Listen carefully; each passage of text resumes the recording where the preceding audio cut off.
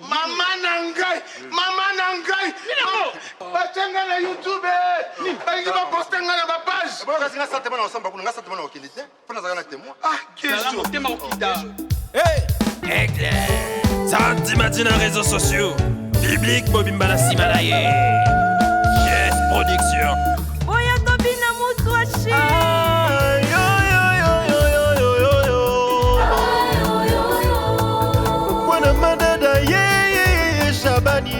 C'est un peu déplorable avant d'avoir bien un rapport. Que ce soit ni ça, bande comme ça, détenu. Que soit ça bande. Ouais, tout ça rapport. Yo to samba yango sambi ba kangingai. Tala moi c'est nanda bande ko loba. Mais yo zo ko kana ote. Non, mais c'est tout à fait logique. Parce que chaque action, elle produit une réaction. Le problème est que muta kufina katanda kunayo. Donc to matato kita malgré ndenge na samba kata na sala qui so la yo ko loba kuno en regardant la beauté de mon client, est-ce que beauté zaki na gikambo? L'éloquence compte. Dans samba éloquence ba argument nécessaire. Nga linga nga avocat moi si. Avocat moi si so azo loba lobaka. Papa Jérémy. So zaki yo muto na problème bazunga sko avocat onga obima place wana.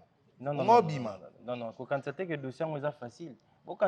C'est facile parce que ngana bomi mutute. Mumbali yemo kwa beti eti bemi moi sinena di. Même toi fait lui.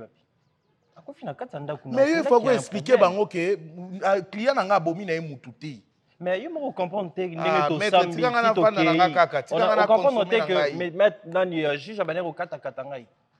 d'ailleurs j'ai une nouvelle à t'annoncer. Mais avant d'annoncer une nouvelle, j'aimerais te conscientiser encore. Mon prison est ici qui s'appelle peine à tout dépend et de se comporter. Vous avez respect envers la vigile, vous avez respect envers Banderona ou Bokangami ici comme encore. Et que qui s'appelle et alléger peine. Donc papa mon va payer ça qu'ils ont andeni. Non, mais si on a de la dossier non, c'est parce que je me reproche de quelque chose. C'est le premier procès oyo ngana samedi. Yangwa no zuite ko bando sisi classe pour ça liboso penza Aristide aya ko essayer vi nanga pa mutona na samba na été. Ba mettre avocat basé belé ba riquesse okemba bazana bango wana. En parlant de lui, toujours travailler na maître Riquens. Théo travailler na maître Riquens, pardon. N'a pas son nouvelle. En fait après votre procès, tous 8 ans penza ya réévaluer, total éminent ministère public, il y a Madame Madame Karine Pala, nous avons vu qu'il y a anguille sous roche. Il y a quelque chose qui n'allait pas bien. Vous avez vu que le rapport d'autopsie quotité. Rapport d'autopsie quotité, dans 8 ans, Penza, il y a étudié le dossier. Donc si tout va bien, nous allons refaire appel. Donc aux Arakité, au Bimano prison. Ça, je te donne ma parole. Donc collège na biso mobimba ya bavoka. To vandeli yango Penza. Mais il n'y a pas que moi, je vais ça dans la maison. Honoraire, combien peut ça? Si tu as un dossier, c'est pour Aristide. C'est parce que j'ai connaissance avec Aristide. Ni de tel lui, mais Aristide a cousin, moi, Luki Moutoua, on faire chitenga bien, on va zuyot. Souci la mneza gina tikala. Zano tranquille. Au lobby ni maître na kene na ba masolo milai zang. On a na clôture. Bon, ça comportement. Tika qui songi, tika provoquer. Parce que à chaque fois rapport au côté à Mabé, ils ont nini, ils ont bakité l'open. Sata muto aboma mbakani muto pe na flagrance boy. Mais yo avocat moi makasi ya sambi pe muto ana bimi. Mais ngana yebi lo côté na aider muto. Bino bato webisa biso non assistance à personne à danger. Bino mo batami beko bato boloba, le on assister muto baluke linga. Mais c'est normal, c'est la loi. Mais avocat lienga mbongo changer muto. C'est la loi. Et aussi comportement, on n'a pas compris au sambi, locataire nyonso baluke lui en plein. Comment il y a caché na chemise à sika? Liboso to wanda yo landa makambo avato pia mbongo. O wanda la ta sika bo. Wanda la ta kitoko bo. Na yebi que ça peut-être. Ndeko ngwa poto zuka siko to ngana kangami na prison. Na yebi que ça passe il y a prison. J'étais avec Aristide. Mais a-t-il quelque chose, non? J'étais avec lui, il a bien vu moi et royauté. Donc, a-t-il quand même quelque chose? Je dois te papa, bon, moi, je ne sais pas, il y a tenir un appel. Bande, rebonne bino. Bozana bino bien chef. Ah, ya. Boba pianga toka bwana mino bandeko. Bino ne maboma. Oh. Passe comme tala. Ah, yaya, tika.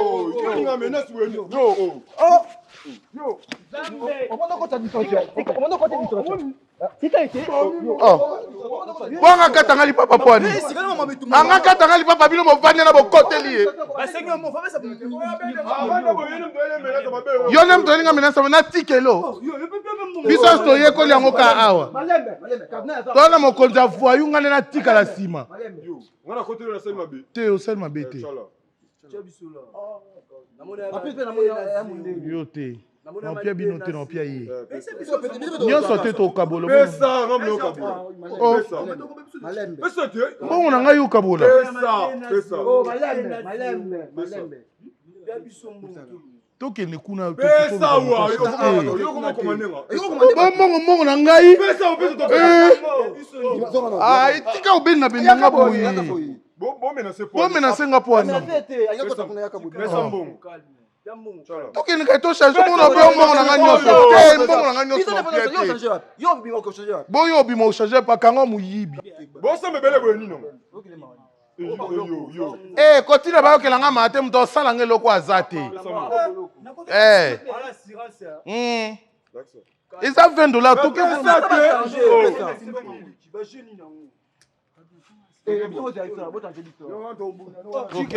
mbongo na ngai tikala. Tika ngai ye. Ya pia mbongo na.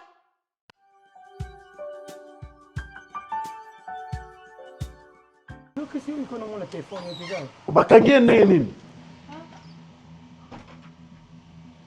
La drogue. Mais c'est Guécho ça la faire la drogue. Hey. Hein?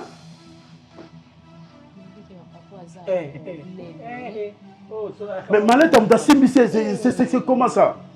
Comment qu'on sima maleta mutu a yebité? Yebi mutu tini repos parce que ça va touche en ngwana. Dani moi c'est chérie na voyage avec nae. Bakangi na yepé. Que s'il te plaît pas. Maintenant, qu'est-ce qu'il faut faire?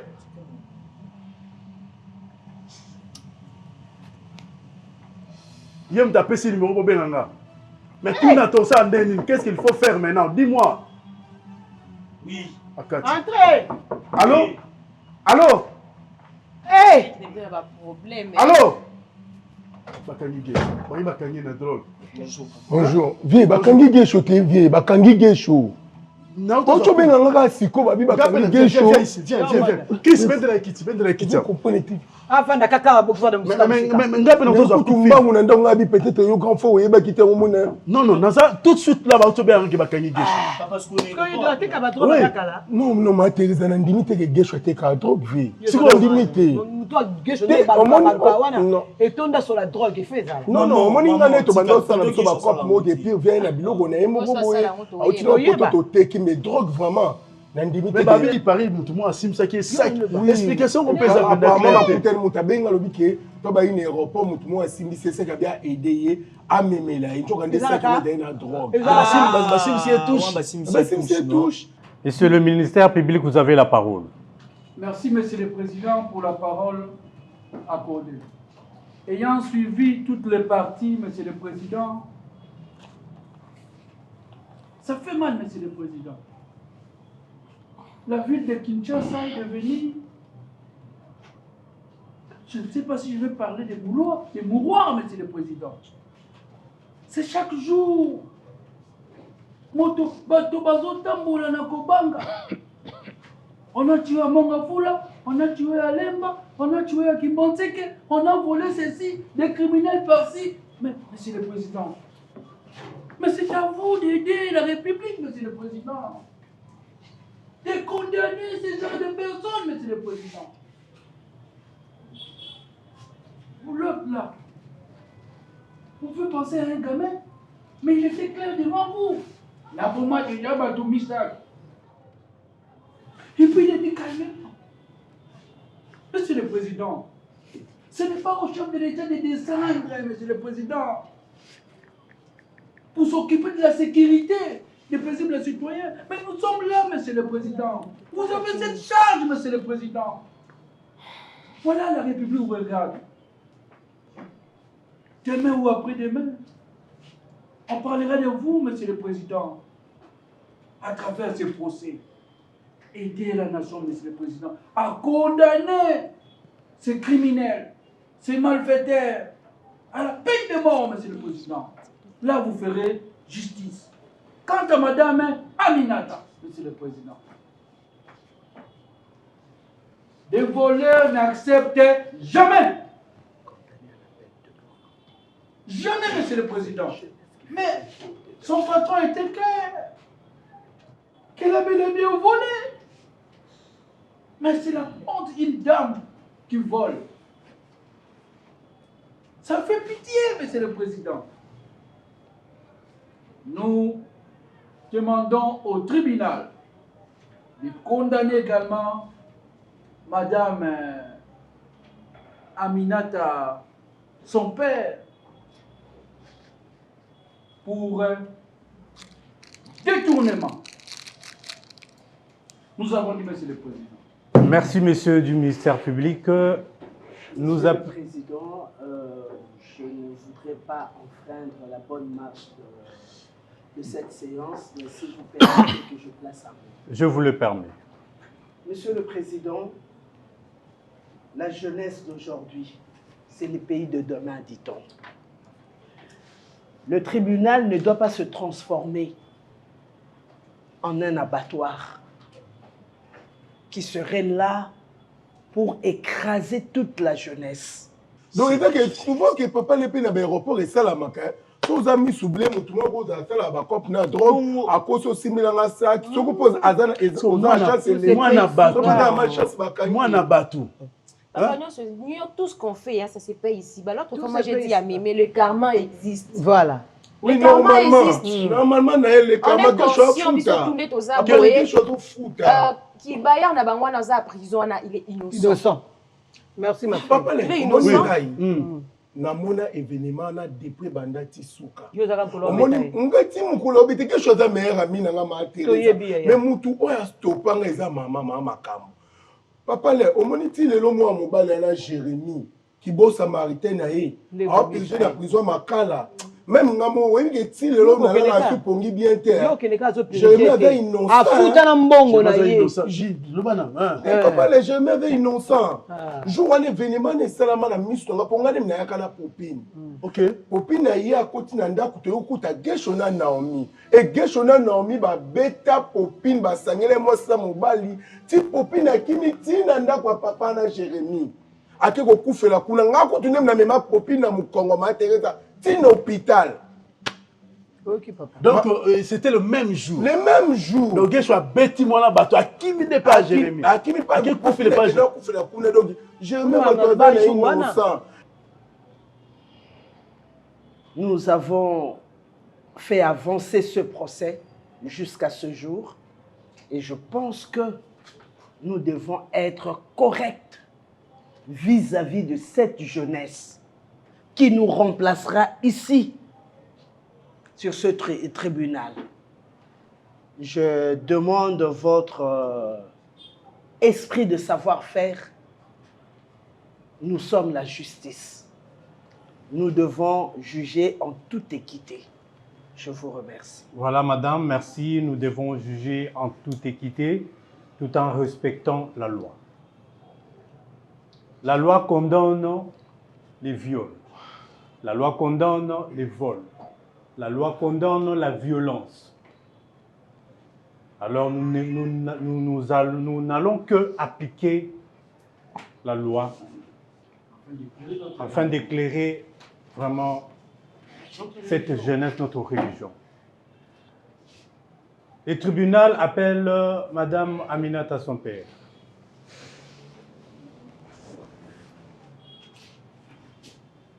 Vous avez quelque chose à ajouter au prorata de ce que l'avocat a dit, de ce que M. Yves a proféré? Balobi ou Yibimbongo ou détourné mbongo. Banato bandaki na tribunal oyo olobi ezayote bazoko selo makamo. Est-ce kokoki koluba liluba ya suka? Au changer ya vie totikali kaka na ndenge olobaki ke eza yo te. Monsieur le Président, naza eloko obakisa penza te, mais na oloba justice asamba mosala na ye. Oyo nga nayebi ezalaki accident, wana koaccele ngai nakoma mwasi na ye. Etango naboyi loba na suki aloba na ngaki kolakisa ngai. Et j'ai compris que parce que moi je suis faible naza na eloko te, et na mboko soki oza mbongo te oza eloko te. Justice asamba mosala na ye. Merci beaucoup, justice Akosala Moussala Naye. Maître, vous avez quelque chose à ajouter? Oui, Monsieur le Président. Je vous en prie.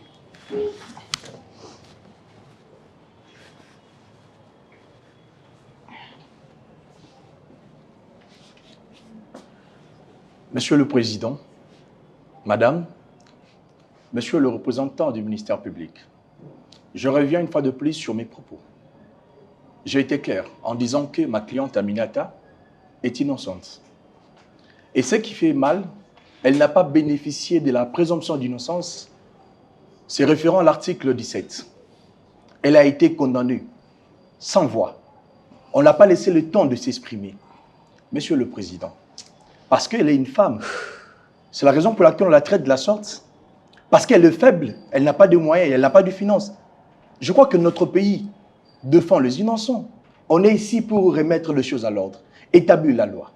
Je pense que Mme Aminata a donné tous les arguments nécessaires prouvant qu'elle est innocente. Les arguments ne suffisent pas, il faut de preuves, monsieur. Très bien, Monsieur le Président. Les arguments ne suffisent pas, il faut de preuves. Oui, en droit, on se base sur le fait. Quels sont les faits que M. Yves a présentés prouvant qu'il a raison par rapport au détournement de Mme Aminata?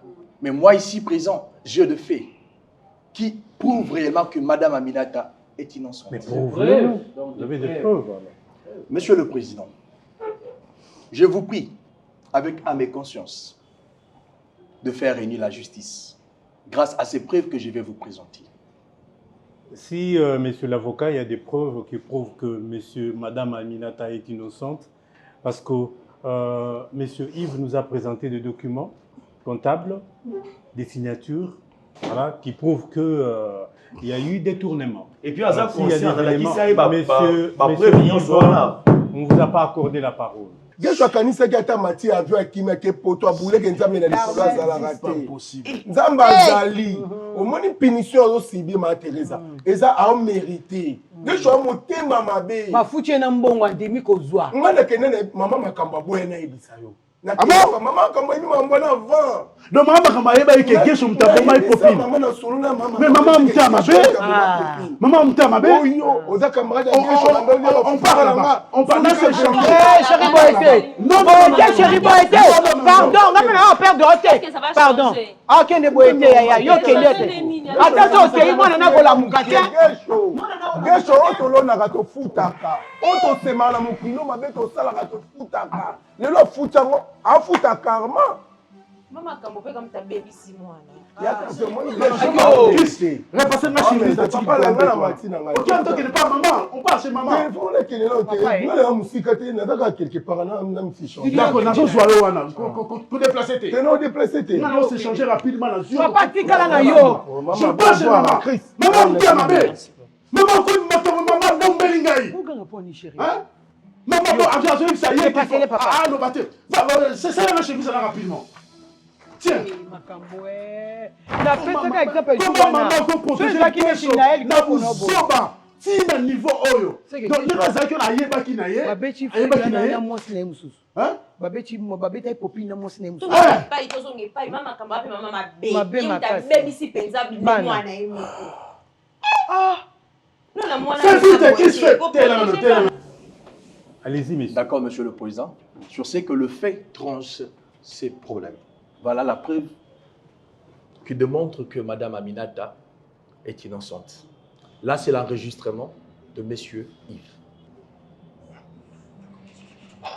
Le rose en a besoin de dire. Quand on a besoin de c'est touche, c'est tout. Touche, ouais. Touche, n'est touche. Expliquez-moi là, il n'y a pas. Donc, on a vu touche. Donc, les gens ont appelé, on a fait sur les détails dans le côté. Donc, on a poussé la faillite. Mais souci dans les acquis, c'est touche de la simisi, on a parce qu'il y a l'ingaki, donc genre que on a besoin d'ailleurs. Il y a maman on est pissé, on a besoin, il y a combien de ça là, tu on dirait donc Donc, on dirait qu'on a zéro l'autre côté, quoi. Et puis, il fallait que tu Non, monsieur Yves, quand vous parlez de besoin, au Lingakio, à comment moi, c'est mais aux amis, il y a comment tu fonctionnes dans l'entreprise de Mambo. Et à Boyaki, Yango, c'est tout. Ouais, à Bande Koboya, comme on sait, Maramou, il y a un Bande Souko, c'est bien en route. Il y a un Luka qui dépasse tout. N'a côté, pour la promettre qu'il y a un coincé en Souka. D'accord, monsieur Yves. Dès ce qu'on a dans la détail, je saurais comment te défendre. Voilà. Il y a deux voix à l'intérieur de cet audio. Exactement, monsieur le président. Alors, vous pouvez nous expliquer? Là, c'était moi et monsieur Yves en pleine conversation. Parce que monsieur Yves m'avait aussi contacté pour être son avocat. Ok. Comme nous procédons à connaître la véritable histoire de la chose, j'ai demandé de connaître la vérité sur le fait. Et monsieur Yves m'a relaté qu'il voulait juste faire souffrir madame Aminata. Et par ses propos, comme vous l'avez écouté vous-même. On comprend. Monsieur Yves, veuillez vous lever s'il vous plaît. Approchez.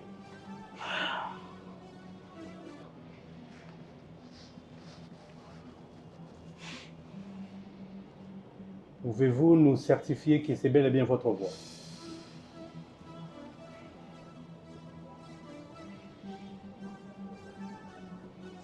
Monsieur Yves, c'est bel et bien votre voix? Oui, c'est bon. Merci beaucoup. Rentrez.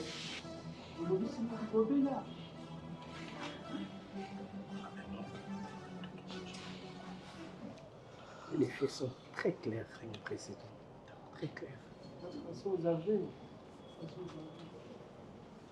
Bien. On se lève pour le verdict. Likamwana Boussala, ça bien, c'est pas bien. Non. Yo, camarade de Guécho, il faut vous informer. Tu ne peux pas garder ça. Tu ne peux pas garder ça. C'est pas normal. C'est pas normal ça. Maman Boni, ça va? Non, ça va pas, Bakangi Guécho. Mais oui, de Bakangi à l'aéroport, Azaki na drogue. Bamboana, Bamouti, Colline, l'équipe, pas sonné, battre la drogue na kati. Regarde ton fils. Regarde ton fils. Hein? Mais là, il passe. Je ne sais pas. Je ne sais pas. Hein? Mais il faut menacer la prison. Je parlais avec lui au téléphone, avec Sarah que non, et Sarah qui camarade tout le monde va coûter dans l'aéroport, n'a simisier sac et les acquis a été. Donc simisier touche.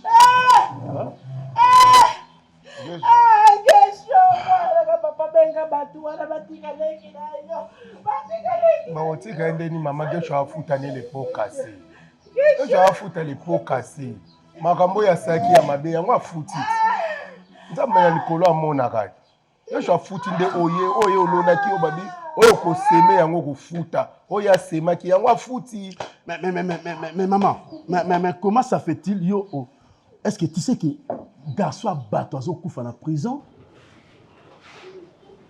Monsieur Yves, vous pouvez avancer.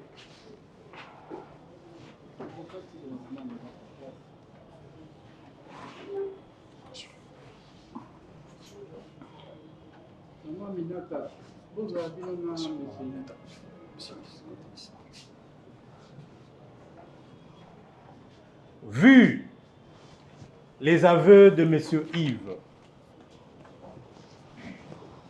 le tribunal déclare Madame Aminata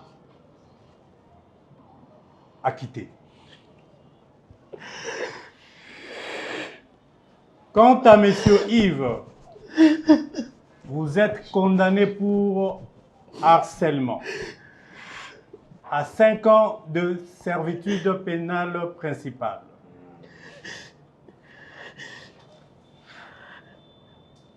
Le tribunal appelle messieurs Benji Malemba,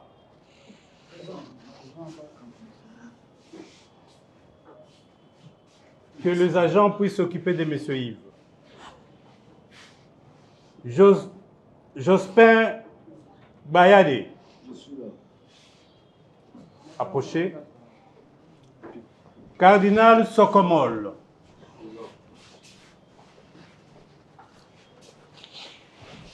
Gervais.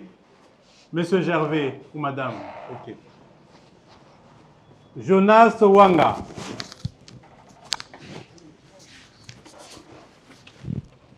De la parole Mikunga.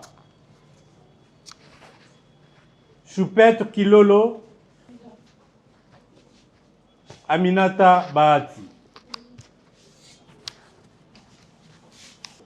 Le tribunal condamne pour meurtre, assassinat et viol Messieurs Benji Malemba, Jospin Bayade, Cardinal Sokomol, à perpétuité. Le tribunal acquitte Monsieur Gervais.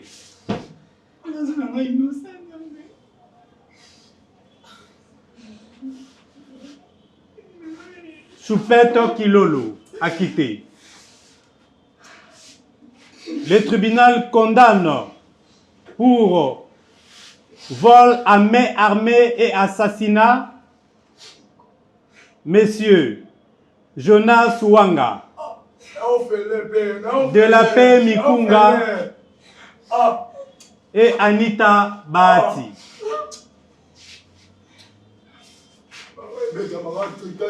Ainsi donc, à 10 ans de servitude pénale.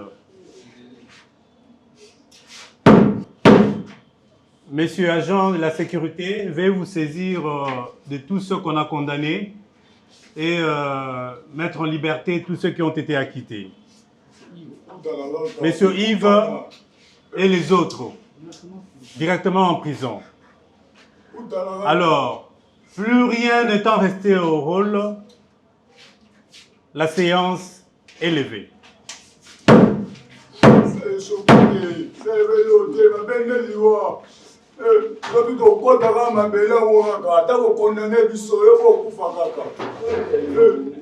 Maman Nayo. Yo yebi ke gesu muta beta ki popine ti na liwa garçon a zui popine a protéger na ndaku na ye popine a kufi yo za to ku ay ko informer yo maman ozo bombi yebi ke goyebi sa lente ala ça va compliqué surtout ba okanga gesho.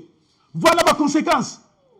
Maintenant moi la bateau ça na prison wana asa innocent asa makilate asa ba parenté hein asa souffrir na prison abimi victime peut va condamner. Mais maman on aime que vous avez maman bé hein on mutama bé gesho tsa wapi gesho laisse au nini hein maman. Non, moi je ne peux pas te pardonner. Au salima B. Si moi dans la prison ça ni lelo. Parce que Aza innocent, va condamner. Nalingana kende nanga etikala ka muke papa le na avouer secret. Ah karamu na ona tu vas me no mo mbala isanga pasi. Donc tu n'as pas dit bon ko lobate na une émotion. Donc autant moi mbala ba toi condamné na parce que tu es témoin. On a dit que moi mon garde secret. Moi ba kanga ngapi na koteka maman po maman ne mutaba na bomba secret. Maman me menga kena ki aminde to kolina gesho. On fout avion kende wapi? Yo mon avion eza au kati à Brazzaville. Yo mon eza Brazzaville au kati mai au kati. Et puis ce qui est plus grave, ba kangena likamu hein. Yo mwana batafouacha ki na ye. Donc ne bazo bango bali ba na prison. Maintenant to bali na famille abala baso ki ba apprendre yango. Au moins place gesho atie biso. Omoni maman be on est kosala lelo abuki yango maman nda pesi mama kamba pesi gesho conseil mama kamba de tout ça sotoye awa nazo expliquer arrête toi si tu étais complice à ça tu étais complice tu savais que garçon dans la prison ça innocent et pourquoi tu avais gardé pourquoi quoi ça na ndakoute pourquoi quoi ça na ndakoute on a problème pourquoi maman on bala bololé yo banga maman naza mwana liboso c'est moi naza responsable la famille oyo papa coup fatigue à ngai c'est ça on va expliquer na lelo c'est aujourd'hui expliquer na lelo so bakanga igasho te na noy balika mwana te mais mwana batasaka na prison innocent ba maman loba c'est pas normal ça c'est pas normal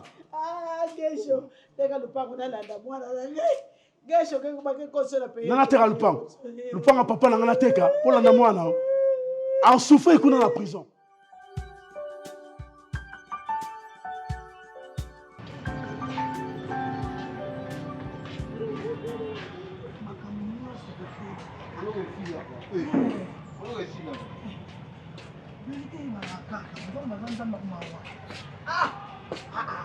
Pardon. C'est deux boulots ici là. Hey, Mama Boni. Bien, Boni. Bien, yakana. Comment t'as mon abano yo? Wana za muyibiti. Mwana bano mi balo. Obiso ba to sélection ni bon de sortie. To bi malelo. Okay. To so banda kulelo ti. Mama, umuzunga ndaku. Mama, utikanga na nani mama? Mama makambo sola na yo na prison ezalaki nanu ebele posa no esilinga ite maono. Mama, mwasi oyo akeboye. Mama, pardon, tovanda ta muke. Aminata, tovanda ta mwa muke. Tovanda ndeni nga babisinga na prison so baba pa ntanga ezalaka. Mama, senga kotikanga boye baneze ebele. Toyaki nga na onzela mokonde ko. Pardon, mama, kotanga boye te. Aminata. Maminata. Noko eza ninyo nani koko kono na nani mukote komonanga mashari bosama na kombo te koma koma Jérémy te nyonso ngai kaka mama ama chéri koma tongela ka songi te komona za naona ba intime na ngai yango na pesi po poza intime na ngai nga na intime te ya tokutani kaka wandoka mama tokona ba camarade na boye oh nzambe na nga pardon mama si on a ça la crime mususu tokutana nga ah to vana mtomba le te singa kaka ba kopia na bango nini ngona nga mama pardon ah papa ya Jérémy pardon tika ngai ko mama maono kotika ngai te nga mona prison okoka te pas gervien pas gervien na okoka te mama kotika ngai na mesani yo de na mesani yo yebisanga nga na kuyebisa bango ke basenga bo de sortie likambi naona ngai yo oponi basenga bo de sortie fena tikala na maloba na ngai tovanda ta mwa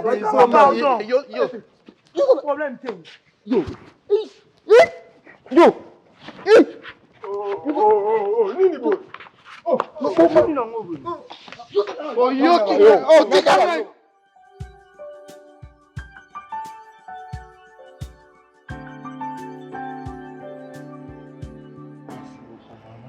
pardon beaucoup limbisa biso omoni meme na bible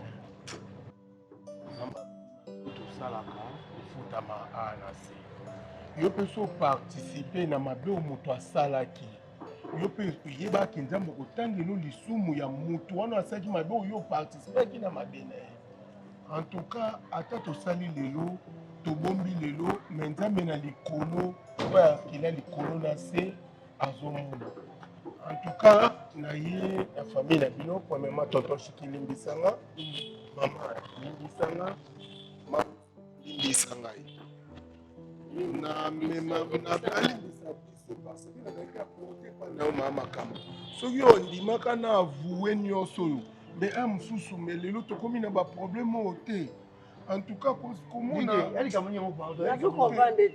komona Jérémy Innocent na prison makala na culpabilité naolala te donc nazosentir kaka ndie na butu nazomona kaka ondie saint esprit etinanga loba te pourkoi ozopermettre kokota na lisumu oyo moto asali ma innocent azopirige azosouffrir na kati ya prison aza innocent Jérémy ya bato atikala koboma popini te Jérémy aza vraiment innocent papa parce que ngai azala na ebandeli wana ti makambo ebandaka ti esilaki lelo na ye koyebisa bino vérité papa boyoka biso boyoka biso papa boyoka oyo eloko toyeli awa toye kosenga bolimbisi papa bolimbisa biso vraiment mabe tosalaki mabe toboyaki kosala yango toyosala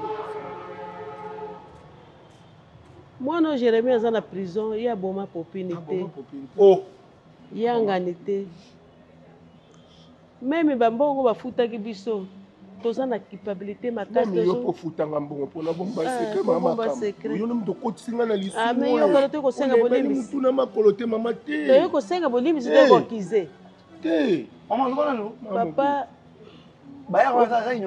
aza innocent moto abomaki na nko te me abetaka nde ye place ya mabe lila moko mokopaki ngai nde moto nayaka nabemi popine te popine kesho azwi mwasi mosusu et tout moi ça la continue ndako nde popi na ya bon ngana de choto balana tout ça la mariage non ko to seni divorce te comment possible que je ko kozwa moi si soit que ko tena ndako c'est comme ça dit toké le quoi yo ça kamba da gesho tokende on a kende otala moi soit tena ndako to popi na poli tokena popi papa Germain na telema wana akufi bo samaritain okoteka popi na koti na lopango akoti na ndako bima gesho na Naomi babanda kobeta popi na niveau jusqu'à popi na kimi tina ndako ya papa wana Jérémie papa lopango ndako okufela kuna ndeke okufela kuna tito mema kina mkongo na mema tina hôpital ngai na mema na mkongo tito na hôpital ngai papa Jérémie na ndeko ne mo so cousin bavanda ani Popine comment ba docteur ba dit déjà Popine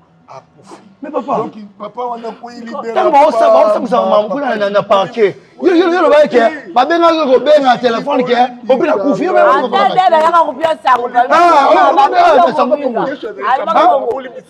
Non mon frère.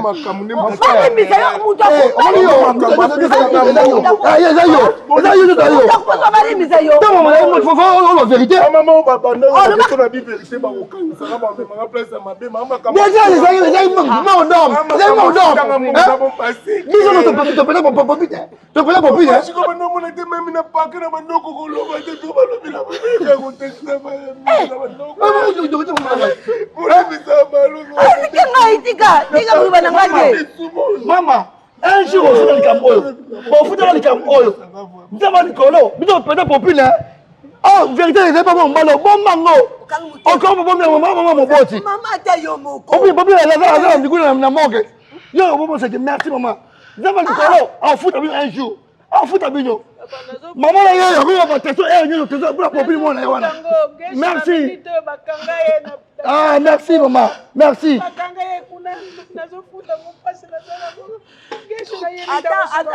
maman. Attends, na bumoyi. Moi non, il me laisse moi na zala qui m'aide. Moi na comment compliquer ba crise ya zala qui m'aide. Putain, tuna. Papi na awa. Kula ko makindenga nini? Et puis dis on va me signer une vérité. On va OK, papi ni, maman na benga téléphone. Yo de. Bon be. Comment ngate, tu mona ngo zintsanga pe ngamtira to. Maman merci. Bon Kelamino. Merci beaucoup. Merci beaucoup. Papi na za juta.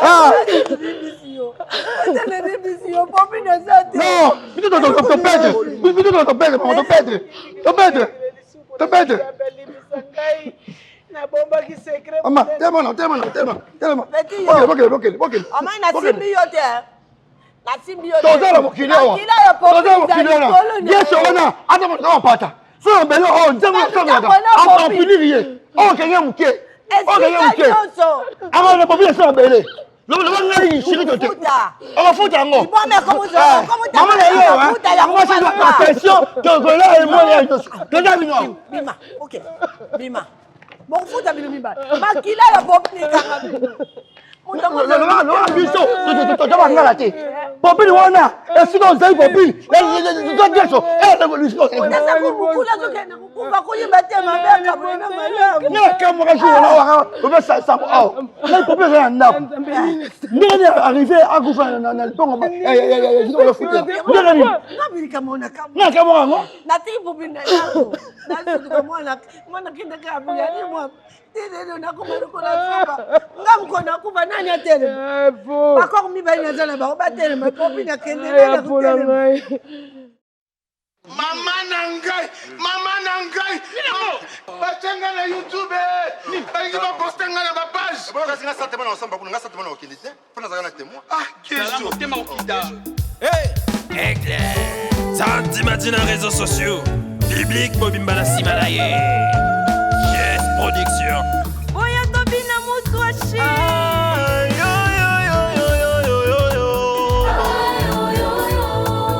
Mwana madada ye Shabani ye.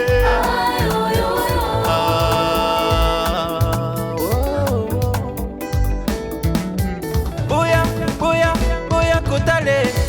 Shabani, Mobala Tembe.